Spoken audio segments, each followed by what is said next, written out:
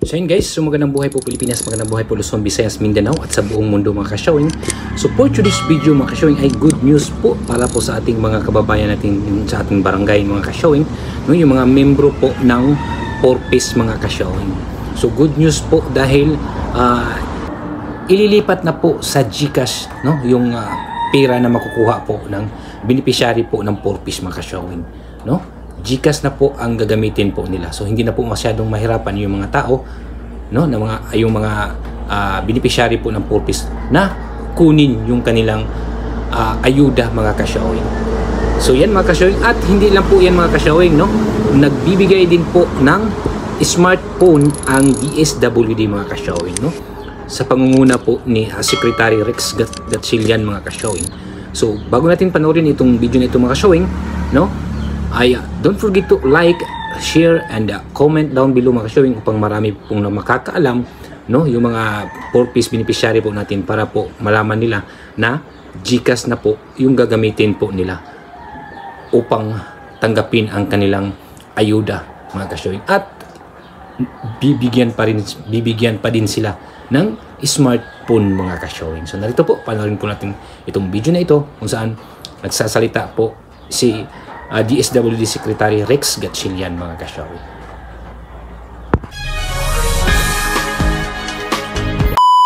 Ngayon, gusto natin mag-migrate mula sa basic deposit account o yung ATM account. Lahat sila dapat magkaroon ng e-wallet o GCash account para doon na namin i-deposit yung kanilang mga ayuda. Anytime, anywhere, pwede nila kunin yun. Mas mabilis at mas madaling matatanggap ang cash payout. Ito ang layo ng Department of Social Welfare and Development o DSWD para sa mga miyembro ng Pantawid Pamilyang Pilipino Program o 4-piece. Kaya naman, nakipagtulungan ng ehensya sa G-Exchange Corporation ang operator ng e-wallet na GCash upang mas madali nang makukuha at mamomonitor ng mga 4-piece member ang kanilang mga cash grants. Kaugnay nito, sinimulan na ng DSWD ang pamamahagi ng libreng mobile phone sa ilang mga benepisyaryo mula sa Malabon at Navotas City upang ipakilala sa kanila ang digital banking at magkaroon sila ng digital financial literacy. Isa si Eileen sa 51 nakatanggap ng libreng mobile phone. Aniya, malaking bagay kung sa e-wallet na lang nila matatanggap ang ayuda. Dahil hindi ito sagabal sa sa pagpila-pila. Dahil kahit anong oras pwede mong makuha to kahit hindi mo maano to, di ba? Pwede pang bayad namin to sa mga ng bills namin. Diretso lahat. Hindi ka napipila para magpagod-pagod pa.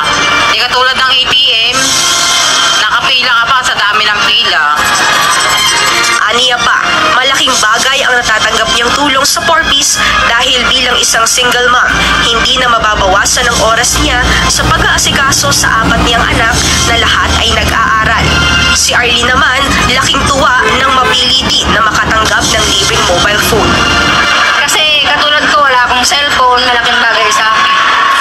Na nagkaroon ako ng cellphone, tapos pa yung namin, mapapasok na sa GCash para mas mapadali namin. Ayon naman sa ilang grantee, mas maganda ang e-wallet dahil hindi na sila pipila ng mahaba sa mga ATM na kung minsan ay nauubusan pa ng cash dahil sa dami ng nagkiklaim. Kasi sa pipila ka pa ng pagkahaba-haba, kung saan-saan ka pa para makapila ka. Hindi katulad ng GCash, saglit na lang. Pasok na agad. Samantala, ayon kay DSWD Secretary Rex Gatchalian, ngayon ang unang araw ng simula ng pagkakaloob ng libreng smartphone sa mga benepisyaryo.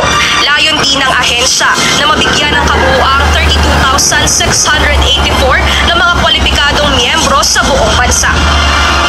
Now, bakit may cellphones? Kasi natuklasan natin na yung mga pinakamahihirap natin na mga kababayan na bahagi ng 4-piece, wala mga smartphone. Meron sila mga phone pero analog, so hindi mapapatakbo yung GCash.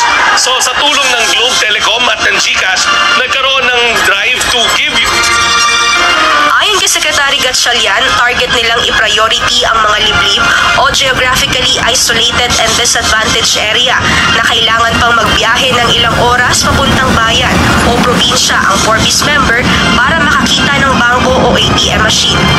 Gayunman, ayon sa kalihim, tuloy pa rin ang sistema ng ATM, ngunit nananawagan ito sa mga 4-piece member na nasanay ng gamitin ang e-wallet. Yung mga hindi naman nakuha na cellphone, option pa rin nila kung basic deposit account o e-wallet o GCash nila gusto matanggap yung grant nila. Pero hinihikayat namin sila lahat na lumipat na sa GCash kasi mas conveniente, mas mabilis nila makuha yung grants nila. Binigyang diin din ni Secretary Gatchalian na walang inilabas na budget o pondo ang pamahalaan sa mga ipinamigay at ipamimigay na mobile phones, kundi ang mga ito ay sponsored at sa pakikipagtulungan ng kanilang private partners. Mia Alonso, UNTV News and Rescue. Diyos ang aming sandi. So yan mga ka-showing, no? Nakikita po natin ang video pong yun mga ka-showing na kung saan nagsalita po si DSWD Secretary Rex Gatchalian mga ka-showing na magbibigay po sila ng smartphone, no? At ililipat na po sa GCash yung matatanggap na ayuda po ng mga beneficiary po ng 4-piece mga ka-showing.